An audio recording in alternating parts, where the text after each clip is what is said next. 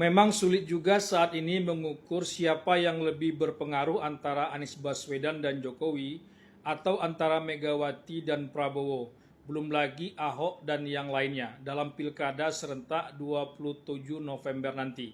Kalau dikatakan Jokowi berpengaruh, maka akan dibalas Mulyono itu sudah selesai, 10 tahun berkuasa mendatangkan kesengsaraan saja.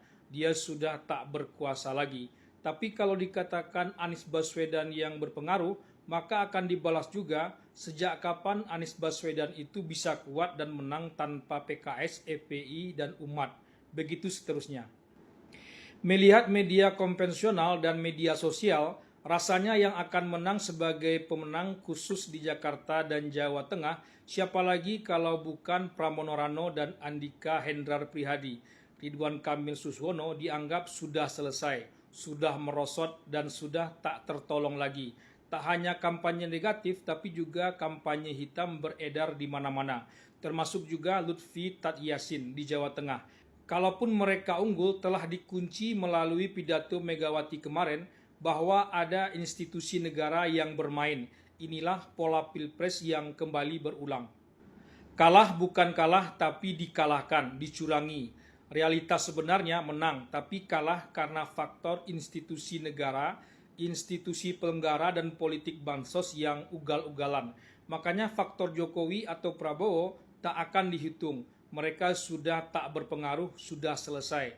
Yang dihitung itu adalah faktor yang dipidatokan Megawati kemarin itu.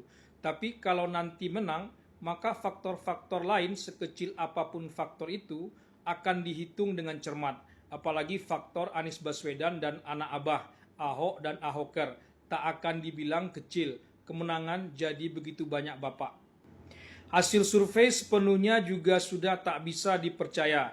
Jangankan menghitung pengaruh seorang tokoh dalam pemilihan, menghitung elektabilitas saja sudah tak bisa dipercaya lagi. Apalagi sejak hasil survei suatu lembaga survei dengan lembaga survei lainnya berbeda seperti langit dan bumi, termasuk Litbang Kompas yang biasa lebih dipercaya daripada yang lainnya. Litbang Kompas selalu bermain di angka orang yang belum menentukan pilihan yang sangat besar. Makanya hasil survei Litbang Kompas sebetulnya tak bisa salah dan tak bisa benar sekaligus. Ingat hasil Pilpres 2024 lalu, tak ada satupun lembaga survei yang mantap memprediksi Pilpres berlangsung satu putaran dengan angka persentasi kemenangan Prabowo Gibran 58%. Untuk memastikan bahwa Pilpres akan berlangsung satu putaran saja, lembaga survei masih maju mundur, termasuk Litbang Kompas yang dianggap lebih bisa dipercaya itu. Artinya, tak ada satupun lembaga survei yang benar-benar akurat dan bisa dijadikan sebagai rujukan. Makanya mestinya pada pilkada saat ini juga begitu, kecuali hanya sekedar diskursus belaka.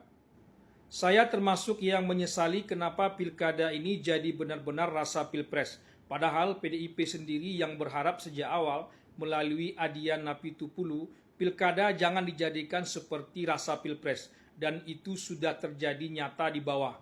PDIP sendiri melalui Megawati membatalkan pencalonan Anies Baswedan di Jakarta yang sudah dipanggil ke DPP dan mengenakan batik merah siap dicalonkan PDIP di Jakarta.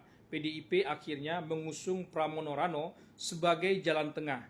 Tapi di ujung PDIP sendirilah yang menarik Anies Baswedan kembali ke gelanggang.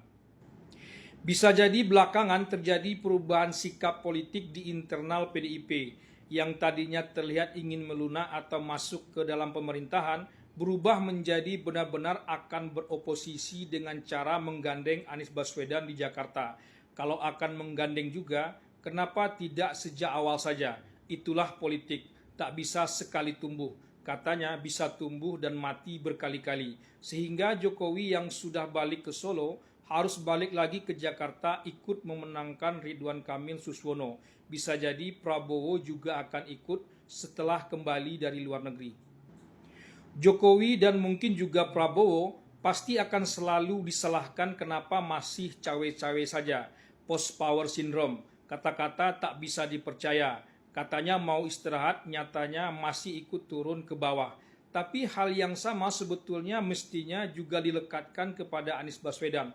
Sudah kalah, disisihkan tak bisa maju, tapi masih saja cawe-cawe, tak tahu diri. Tapi siapa pula yang mau mengatakan itu kepada Anies Baswedan?